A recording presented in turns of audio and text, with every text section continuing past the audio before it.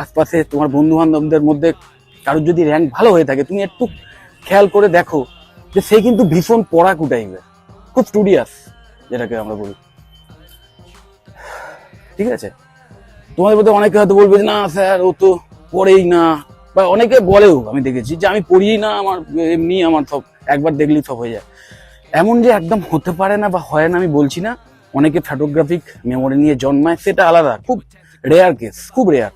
Maximum student যারা ভালো result করে তাদের মেন এবং একমাত্র অস্ত্র একটাই সিক্রেট, সেটা হচ্ছে তারা স্টুডিয়াস, প্রচুর পড়াশোনা করে, প্রচুর টাইম পড়াশোনার পেছনে দেয়, যেটার জন্যে তারা এই এক্সট্রা অর্ডিনারি রেজাল্ট গুলো করতে পারে।